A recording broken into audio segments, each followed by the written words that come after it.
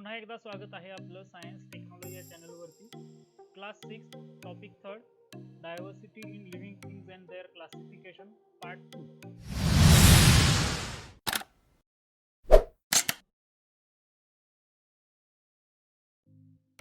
तर पहा मित्रांनो, आपण प्रिव्हियस सेशन मध्ये क्लासिफिकेशन ऑफ प्लांट्स हा पार्ट डिस्कस करत होतो.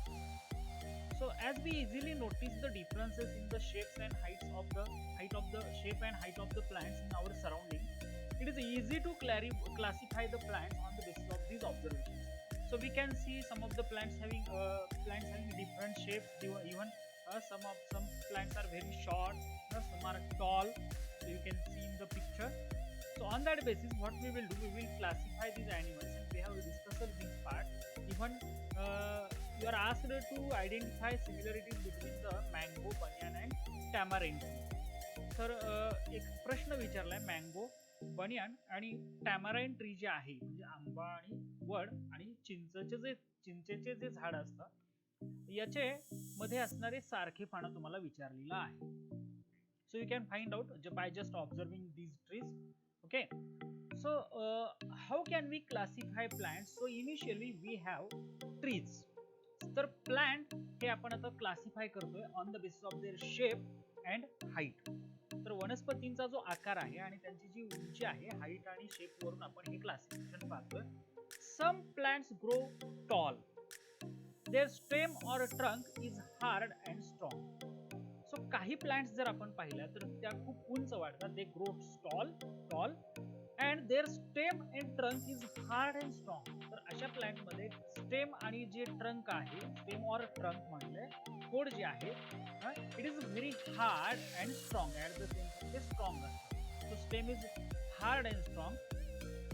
दे have branches at some height about the ground. So if you look at this picture, ह्या प्लांट मध्ये जर आपण पाहिलं तर इथं स्टेमच्या म्हणजे ग्राउंड सरफेस पासून बऱ्यापैकी हाईट वरती तुम्हाला याचे ब्रांचेस दिसतात. Some of the branches of the tree are somewhat at some height from the ground. They bear flowers and fruits for many years. Okay, so हे जे प्लांट्स आहेत यामध्ये आणखी एक कॅरेक्टरिस्टिक काय दिसते, या प्लांट्स मध्ये फ्लावर्स आणि फ्रूट जे आहेत हे अनेक वर्ष येत जातात. Such plants are called as trees. हे जे प्लांट्स आहेत याला आपण ट्रीज असतो. So plants are classified on the basis of shape and height. So यामधील हा पहिला टाइप आहे trees. These trees are tall, big and perennial. So what is perennial? They live for many years. तर trees जे आहेत हे tall असतात, big असतात, आकाराने हे मोठे आहेत वृक्ष.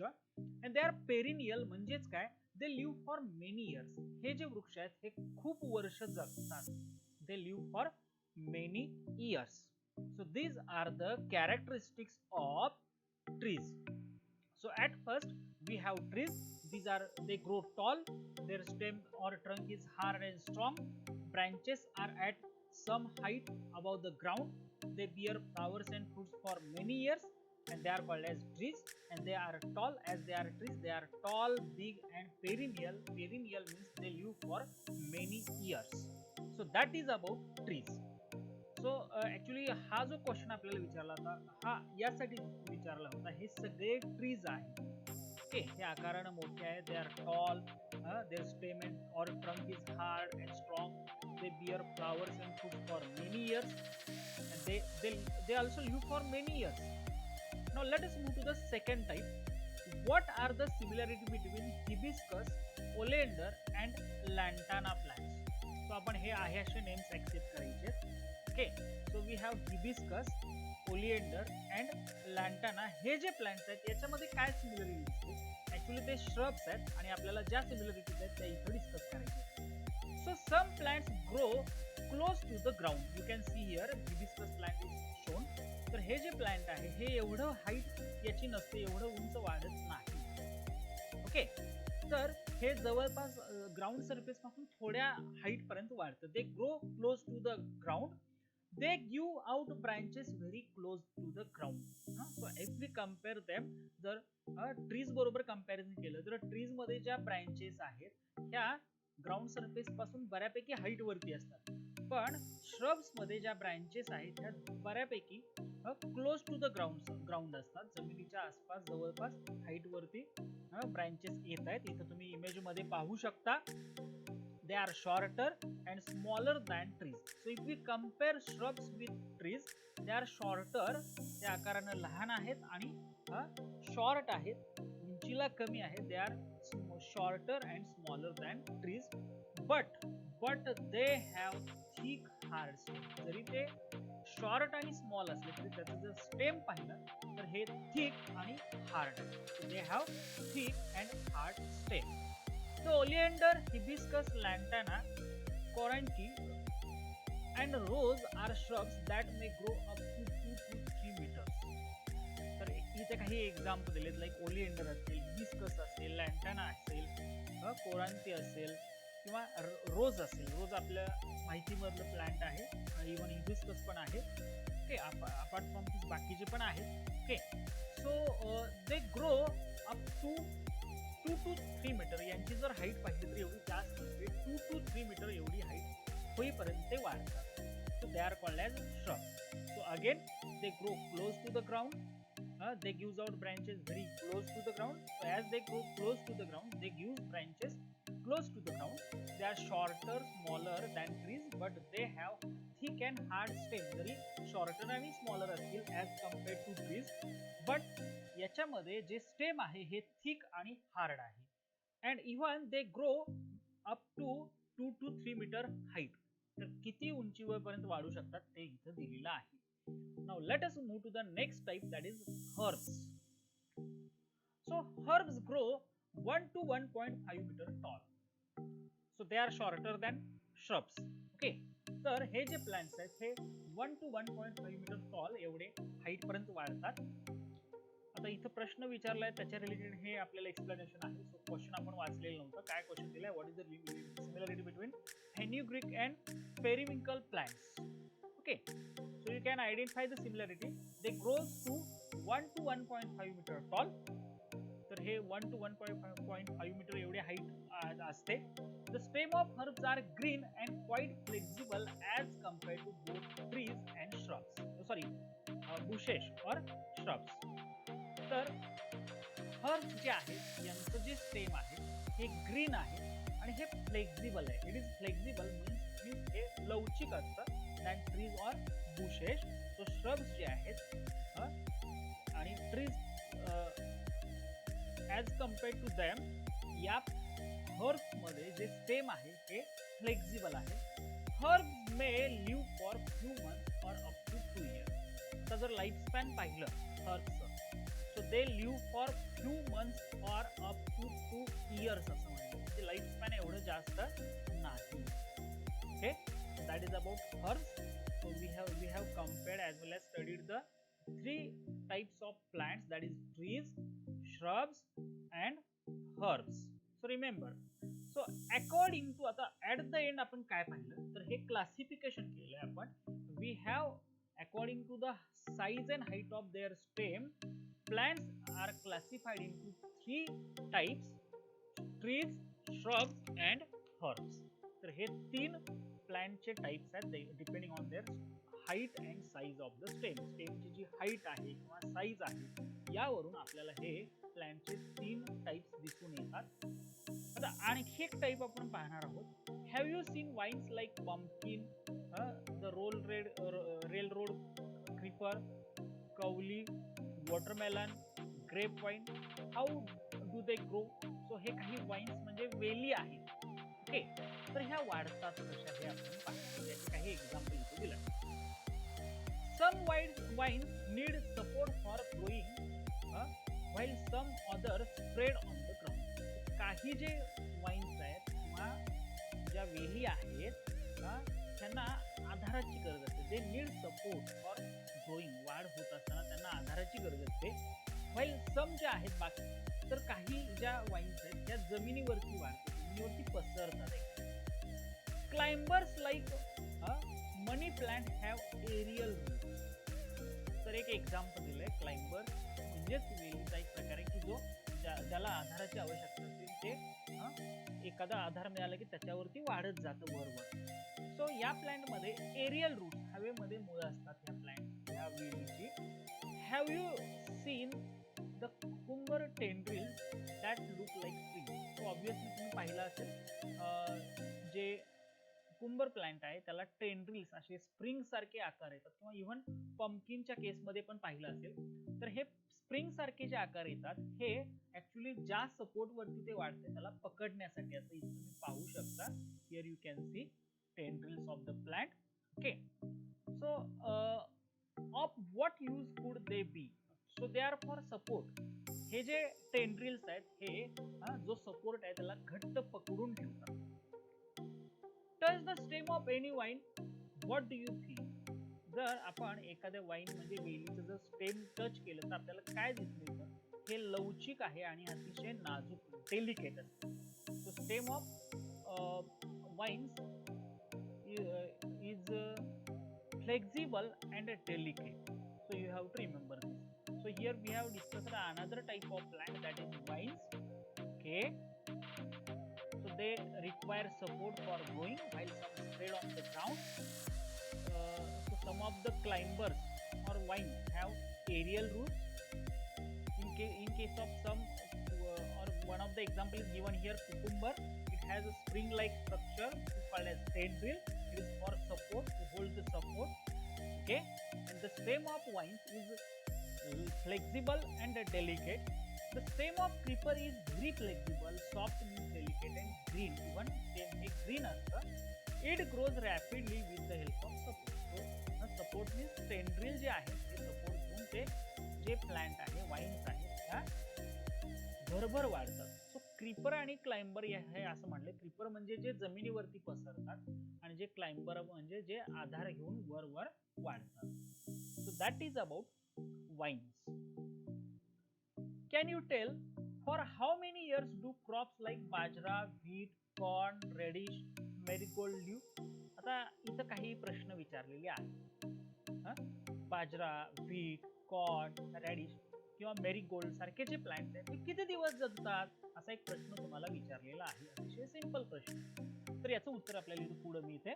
The life cycle of plant like jowar, sunflower is complete in 1 year and they are called as annuals.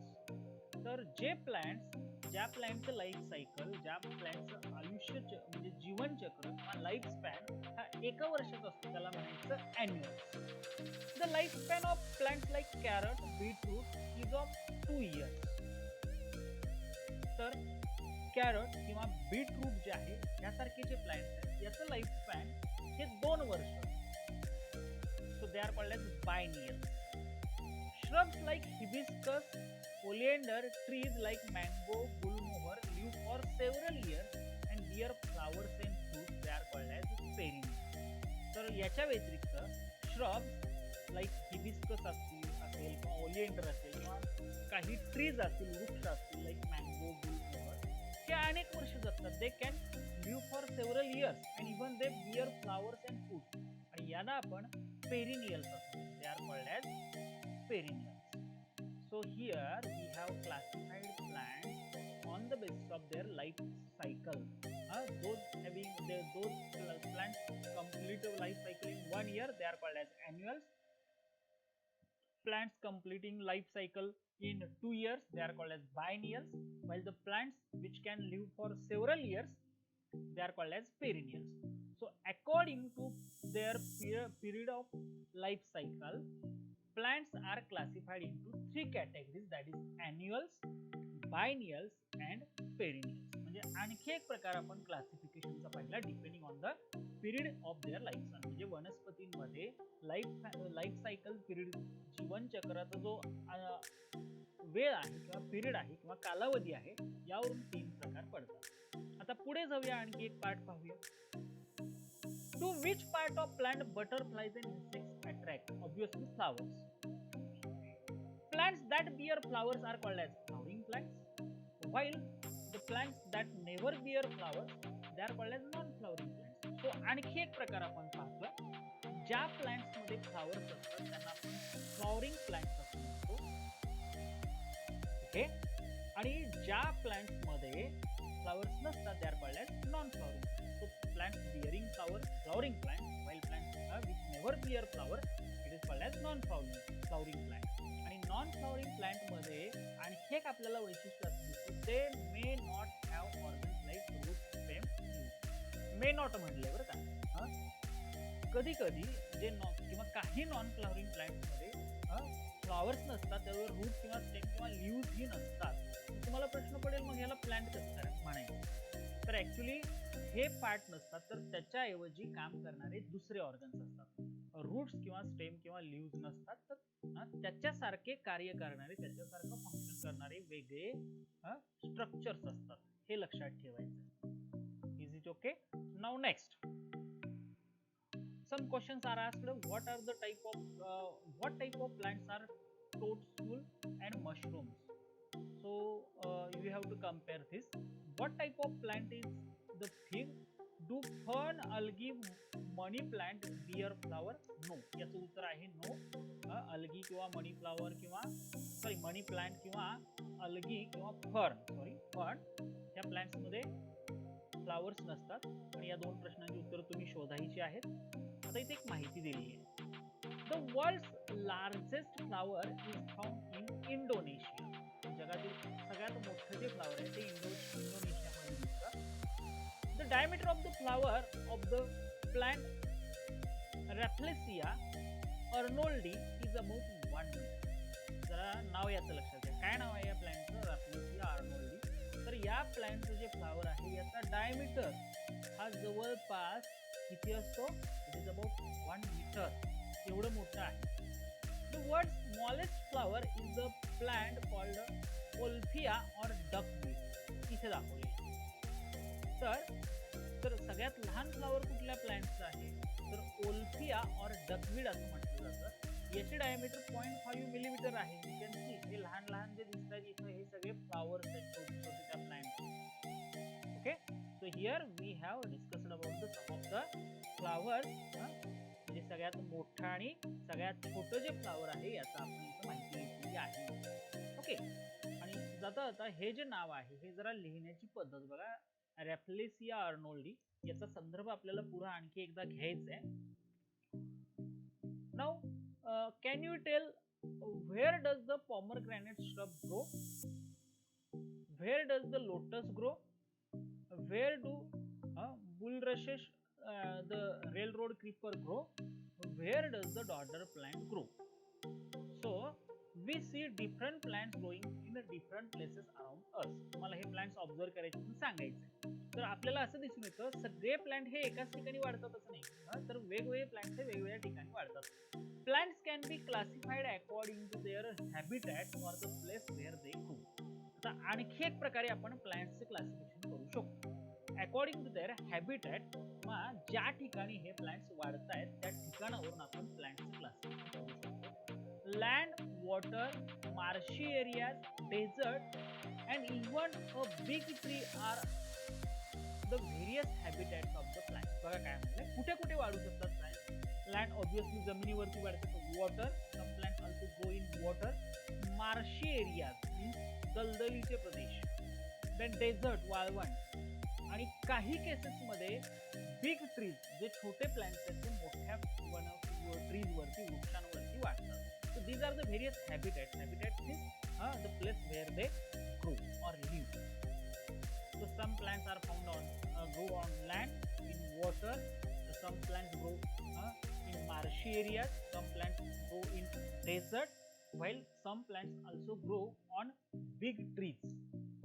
Okay, so here we can see we have cactus. So these plants can grow in desert. So here we have discussed about the what classification of plants on the basis of their habitat. आता काही question विचारलेत कारण हे question पुढच्या येणाऱ्या पार्टच्या related आहेत. Why does the water, just a minute, why does the water hyacinths float on water. एक प्रश्न विचारला, एक प्लांट आहे जे पाण्यावरती का तरंगतं असा प्रश्न झालेला आहे. तर बऱ्याच जणांना प्रश्न पडला असेल हे का आहे. तर एखादा तळा असेल किंवा एखादं लेक असेल तर त्यामध्ये जलपर्णी नावाचा वनस्पती येतो हिरवट रंगाचा, तर याला वॉटर हॅचिंथ असं म्हणतात.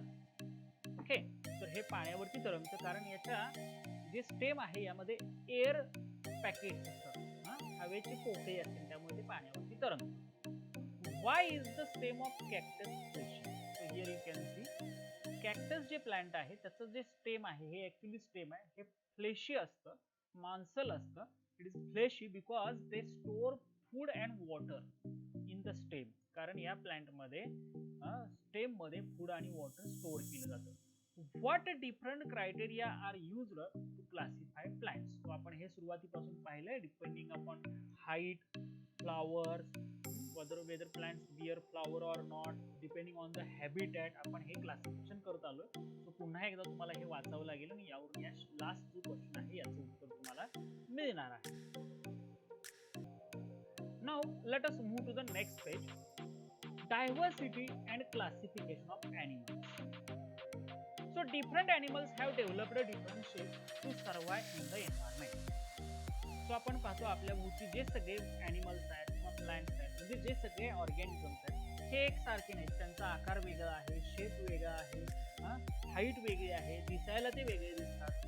सो आता इथं आपण ॲनिमल्सचा आता विचार करतो. जसं आपण प्लांट्समध्ये पाहिलं तसं ॲनिमल्समध्ये पण लक्षात घ्या, they have different shape to survive in the environment. So प्रत्येक ॲनिमल जो आहे हा ज्या एन्व्हायरमेंटमध्ये राहतो, ज्या पर्यावरणामध्ये राहतो त्यामध्ये टिकून राहण्यासाठी त्यानं आपल्याला वेगवेगळ्या आकारामध्ये डेव्हलप केलेला आहे. देर is a great variety in the body structure of animals. जसं आपण प्लांट्समध्ये पाहिलं तसं ॲनिमलमध्ये पण बॉडी स्ट्रक्चरमध्ये शरीराची जी रचना आहे याच्यामध्ये आपल्याला बरीच विविधता, ग्रेट व्हरायटी दिसून येते. So there is a great variety in the body structure of animals too. The amoeba that cannot be seen with our eyes, the huge elephant, the small snail, the fish that swim in water, the kite that flies high in the sky, butterfly that flit around the flower, a house lizard that crawls on the wall are all animals. So हे जे आपण आता सगळे example पाहिले, starting from amoeba असेल किंवा इलेफंट असेल, स्नेल असेल, फिश असेल, काईट असेल, बटरफ्लाय असेल किंवा हाऊस लिझार्ड असेल, हे सगळे ॲनिमल्स आहेत. हे सगळे each one is having different characteristics. प्रत्येकाचे गुणधर्म वेगळे आहेत. Animals have body structure like head, neck, torso, a tail, limb for movement. So these are the basic structures or basic body parts of the animals. तर animals मध्ये head, neck, torso, tail आणि limb असे वेगवेगळे अवयव असतात. So these are the different organs. These are the different body parts. They have various organ systems which carry on various functions inside the body, inside their body. आता animals मध्ये वेगवेगळे organ systems असतात की जे वेगवेगळे function carry out करतात बॉडीमध्ये. Just like digestive system आहे की जे डायजेशन करतं, रेस्पिरेटरी सिस्टीम आहे की जे रेस्पिरेशन करतं, एक्सक्रिटरी सिस्टीम आहे की जे एक्सक्रिशन करतं. Okay, so these are some systems which are present in the body of the living organisms. In this respect to there is a lot of diversity in animals. पण सगळ्याच organism मध्ये ह्या ज्या organ systems आहेत ह्या सारख्या नाहीत. यामध्ये पण आपल्याला प्रचंड प्रमाणात विविधता, लॉट ऑफ डायव्हर्सिटी दिसून येते. सो इथं आपण काय शिकलं? So we have studied about the diversity in animals. In what aspect we see diversity in animals. Now some questions are asked. हे कन्फर्म करण्यासाठी काही क्वेश्चन्स इथे डिस्कस करायचे आहेत. Can you tell what are the differences in the body structure of animals like snake, lizard, tiger, fish, an eagle, a hen, crab, housefly, earthworm, crocodile, and a grasshopper? So we can see a great variety in these animals. प्रचंड प्रमाणात आपल्याला विविधता दिसते, प्रचंड प्रमाणात आपल्याला फरक दिसून येतो. We see variety in animals with respect to their food as well as तर ह्या animals मध्ये जर आपण पाहिलं तर यांचं जे फूड आहे यामध्ये पण व्हरायटी दिसते. सो ॲनिमल लाईक स्नेक किंवा लिझार्ड किंवा टायगर, फिश, ईगल, हेन, क्रॅब, हाऊसफ्लाय, अर्थवर्म, क्रोकोडाईल किंवा ग्रासहॉपर, या प्रत्येकाचं जे अन्न आहे, फूड मटेरियल आहे, हे सेम नाही, त्याच्यामध्ये विविधता आहे. Since animals depend on other for food, they are found in the places where food is available. आता generally animals are heterotrophic. Animals हे स्वतः तयार करू शकत नाहीत, प्लांट करू शकतात, हे आपण अगोदर पाहिलं. आणि त्यामुळे हे ॲनिमल्स जे आहेत ते अशा ठिकाणी आढळतात की जिथं त्यांना सहजपणे फूड अवेलेबल होईल, सहजपणे अन्न त्यांना उपलब्ध होईल अशा ठिकाणी ते आढळतात. म्हणजे त्यांचा आदिवासीचं लक्षात घ्या. Different animals have different methods of obtaining food and eating food. आता ॲनिमल्समध्ये आणखी एक आपल्याला व्हरायटी काय दिसते की वेगवेगळ्या ॲनिमल्समध्ये फूड ऑब्टेन करायची, अन्न मिळवण्याची आणि खाण्याची पद्धत वेगळी आहे. याच्यामध्ये पण व्हरायटी दिसून येते. So there is a variety in the obtaining food as well as eating food. This to lead to differences in their body structure. आणि यामुळे पण ॲनिमल्समध्ये बॉडी स्ट्रक्चरमध्ये आपल्याला फरक दिसून येतो. So you can C various animals which are shown in the images here. आणि यावरून तुम्हाला ते कन्फर्म होईल. आणि आपण बऱ्यापैकी ॲनिमल्स आपल्या डे टू डे लाईफमध्ये पाहत असतो, यावरूनही आपल्याला ते क्लिअर होऊ शकतो किंवा समजू शकतो. Observe the animals in your surrounding, make a list of their names. So हे तुम्ही ऍक्टिव्हिटी परफॉर्म करायची. आपल्या सराउंडिंग मध्ये जे ॲनिमल्स आहेत याची लिस्ट तयार करायची, ते ऑब्झर्व करायचे आणि या रिलेटेड माहिती आपल्याला या टेबलमध्ये मांडायची आहे. So name of the animal, what is their food, how do they eat, food material काय आहे, कसं खातात, वेअर डू दे लिव्ह, ते राहतात कुठे, the special feature about that you found. Okay, so name, food, how do they eat, where do they live means their habitat, and what is the special feature that you find in such animals. So हा table तुम्हाला activity साठी दिलेला आहे, तो तुम्ही prepare करू शकता. You will not see all animals in your own surrounding. Why it is so? Which are other animals that you know of but have not seen? So आपल्या भोवती जे सराउंडिंग, आपल्या भोवती सगळेच ॲनिमल्स तुम्हाला दिसणार नाही. ओके, कारण प्रत्येक ॲनिमल जो आहे त्याचा हॅबिटॅट वेगळा आहे. Which are the other animals that you know but have not seen. So other animals तुम्हाला दिसत नाहीत पण तुम्हाला माहिती आहेत, हे पण इथं माहिती कलेक्ट करू शकतो. Collect the information about them in the about table by using this website. So ह्या वेबसाईटमध्ये तुम्हाला या तुमच्या सभोवताली जे ॲनिमल्स आहेत त्यांची माहिती मिळू शकेल. So you can prepare this table. Now let us move to the next page. Take a drop of water from a puddle and place it on glass slide. So आपण इथे एक एक्सपेरिमेंट परफॉर्म करणार आहोत. हा actually lab मध्ये करतात. Okay, so we can take a drop of water from puddle. डबक्यामधील पाण्याचा एक ड्रॉप घ्या, तो ग्लास स्लाइड वरती ठेवा. Observe it under microscope. आणि हा मायक्रोस्कोप मध्ये पाहायला सांगितलंय. व्हॉट डू यू सी, तुम्हाला काय दिसेल? When a drop of water from puddle is seen under a microscope, innumerable microbes can be seen moving about in it. तुम्हाला या वॉटर ड्रॉप मध्ये असंख्य असे इनन्युमरेबल नंबर ऑफ लहान लहान ऑर्गॅनिझम्स, मायक्रो ऑर्गॅनिझम्स, सूक्ष्मजीव दिसतील. You will see continuously moving amoeba, ज्यामध्ये अमिबा दिसेल की जो कंटिन्युअसली मूव्ह होतो, एका ठिकाणी थांबत नाही. पॅरामेशियम, ओके, त्याचबरोबर पॅरामेशियम सारखं पण ॲनिमल तुम्हाला दिसेल त्यामध्ये, सॉरी मायक्रो ऑर्गॅनिझम दिसेल. आता हा अमिबा आणि paramecium both are unicellular. They are unicellular. Unicellular means they are made up of single cell.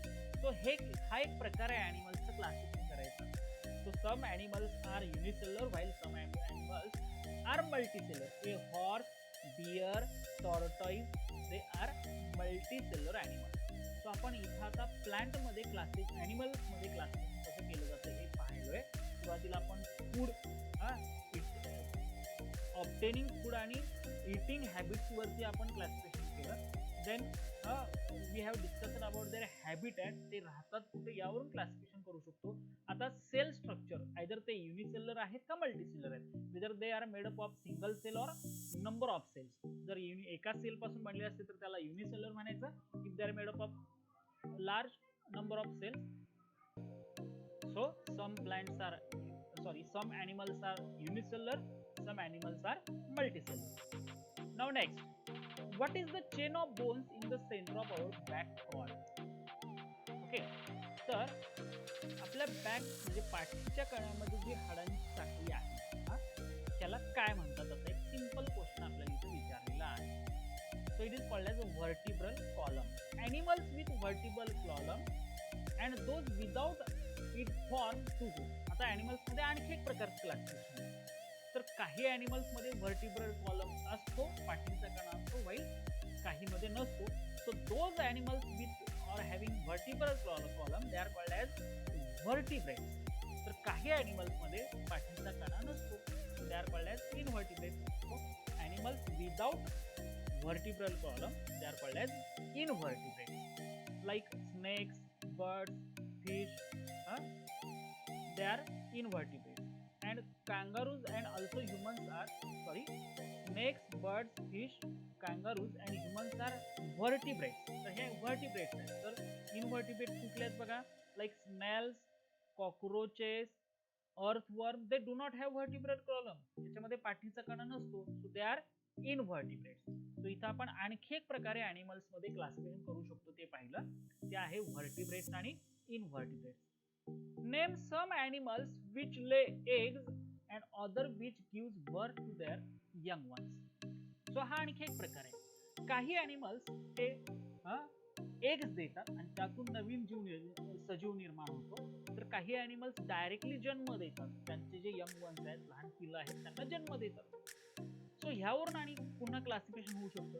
So we have learn that producing another living thing is called as reproduction, like one self is called as reproduction. Reproduction म्हणजे आपल्याला माहिती आहे की एखादा सजीव हा आपल्यासारखा नवीन सजीव निर्माण करतो, त्याला रिप्रोडक्शन म्हणतात. So a hen lays egg and hatches them after few days. Young chicks hatch out of the egg. So तुम्ही पाहिलं असेल किंवा माहिती पण असेल, हेन लेज एग. ओके, तर कोंबडी जी आहे ही अंडी देते, उगवते, त्यातून पिल्लं बाहेर पडतात. ए काऊ गिव्स बर्थ टू काल. तो काऊ किंवा गाई जी आहे ही वासरांना जन्म देते, त्या पिल्लांना जन्म देते. बिफोर दॅट द काल grows within the body of cow. Okay, पण जन्म घ्यायच्या अगोदर हे जे पिलो आहे हे तिच्या शरीराच्या आतमध्ये वाढतं. म्हणजे ॲनिमल्स मध्ये आणखी एक आपल्याला क्लासिफिकेशनसाठी प्रकार काय झाला, आणखी एक पद्धतीने आपण क्लासिफिकेशन लक्षात घेऊ शकतो. आयदर ते एग्स देतात का पिलांना जन्म देतात. So according to the mode of reproduction, याला म्हणायचं mode of reproduction. So there are two types of animals, namely oviparous आणि व्हायव्हिपॅरस. सो ओव्हिपॅरस ॲनिमल्स कशाला म्हणायचं, विच ले एग्स लाईक हेन, while viviparous which give birth to their young ones. तर viviparous कशाला म्हणायचं, की जे young ones म्हणजे पिलांना जन्म देतात. So that is another type of classification. Now let us discuss next type. Where are animals, namely horse, deer, tortoise and alligator, a fish, a deer and frog to be found. So हे animals कुठे आढळतात, त्यांचा अधिवास कुठे आहे, त्यांचं ठिकाण कुठे आहे, घर काय त्यांचं. So where they found. So according to that habitat, याला आपण हॅबिटॅट म्हणतो, where they live. So according to habitat we have terrestrial and aquatic animals.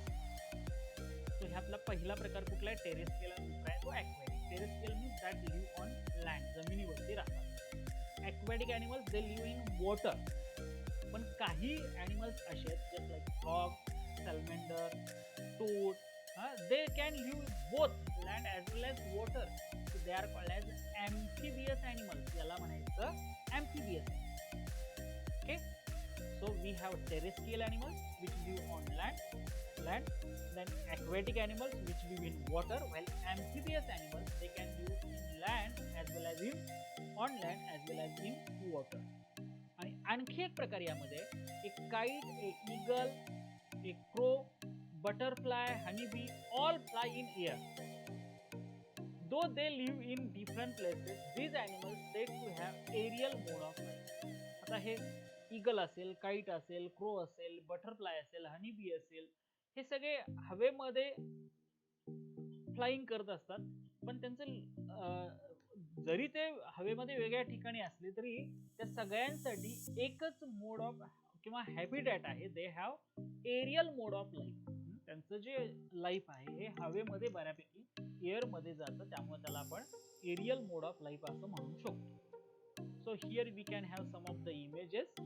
So what are the different criteria used to classify animals. So हेच criteria आपण आता habitat आहे. So let us discuss this criteria. Habitat, then mode of reproduction, then whether there is a presence of vertebral column or not, vertebral column आहे का नाही, whether they are made up of single cell or number of cells, then their eating habits, the way they obtain their food. So eating habit असेल किंवा eating food असेल किंवा कशा पद्धतीने ते स्वतःचं अन्न मिळवतात, यावरून आपण ॲनिमल्स क्लासिफाय करू शकतो, हे आपण इथे शिकलेलो आहोत. सो आपण नेक्स्ट सेशन मध्ये आपला टॉपिक नंबर 4 सुरू करतोय, डिझास्टर मॅनेजमेंट, की ज्यामध्ये डिझास्टर म्हणजे काय, earthquake, flood, storms, forest fires हा सुरुवातीचा पार्ट आपण डिस्कस करणार आहोत. So I am requesting to all, मी सर्वांना रिक्वेस्ट करतोय की प्लीज हा चॅनल शेअर करा आपल्या मित्रांमध्ये, त्यांना सबस्क्राईब करायला सांगा, की जेणेकरून तुमच्याबरोबर त्यांनाही एज्युकेशनल व्हिडिओ थ्रू सायन्स हा जो सब्जेक्ट आहे याविषयी बरीच माहिती घेता येईल.